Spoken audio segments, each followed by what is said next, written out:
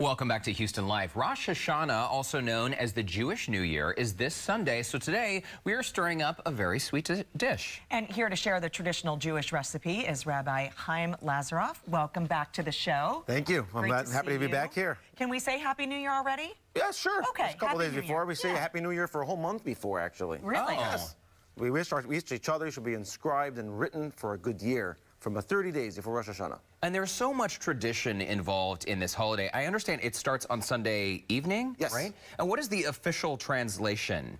Rosh Hashana means the head of the year. The head of the year. Because it's the head of the cycle since the creation of the world. And each year we celebrate the world's birthday and our own birthdays and improving ourselves and our souls and becoming better people. And it's customary to eat a piece of apple that's dipped in honey to sort of symbolize the beginning of a sweet year ahead? So we dip the apple in honey. We also have other things which we eat, such as the pomegranate, that our lives should be filled with seeds, which like the pomegranate filled with seeds, with blessings and with good deeds, which we share with others.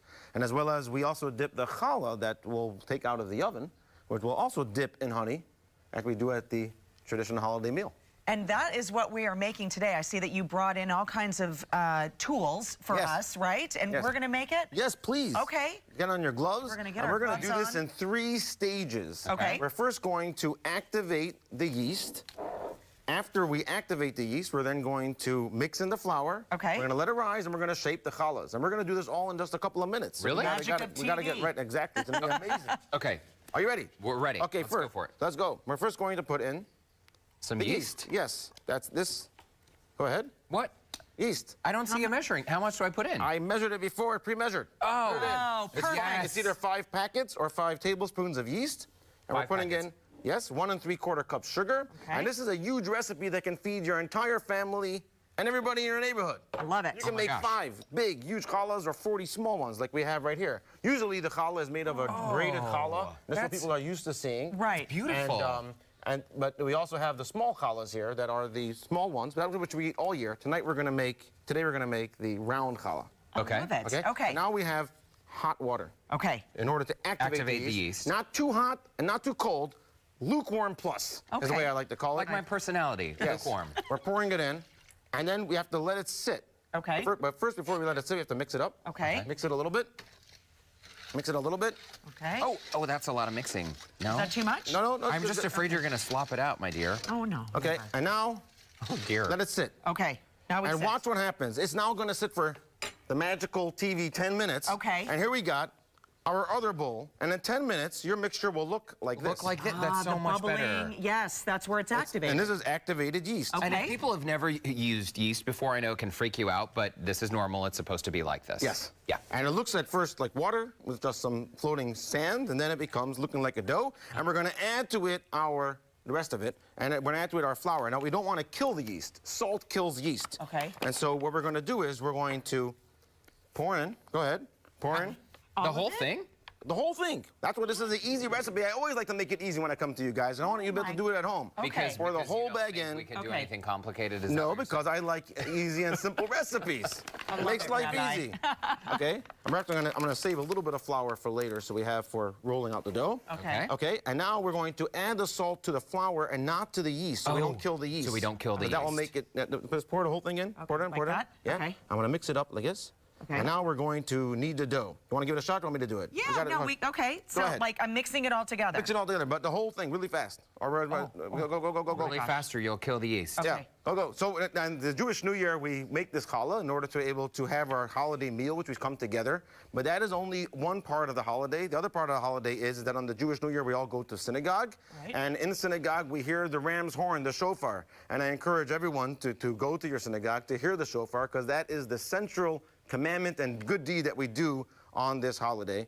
And Rabbi, can I ask you, Did I blow it? No, you didn't. Okay. Would that be acceptable for a non-Jewish person to go to synagogue and experience part of the tradition? There's nothing wrong with it, but it's not a commandment. It's not a mitzvah. It's not the observance of Rosh Hashana in the hearing of the shofar is specifically for the Jewish people. But it would be okay if other people wanted to come in. That's correct. Yeah, okay, cool. Yeah. We like that. All-inclusive here at Houston Life. Yes. Very nice. Okay, And so that looks like it's really tough. it's getting a little tough here. but we're gonna get right. This actually feels like it's a perfect dough. And then we're gonna let this dough rise for an hour under a damp towel. Okay. Or a silver foil. And so here we're gonna set it aside now for an hour. Okay. All right, here it goes. Watch what we're gonna do. Watch this. Magic Ready? of the interview. Magic. And here we're gonna go when we're gonna bring out, voila, an hour later, we have our ready dough. Oh my word. It's been rising for an hour.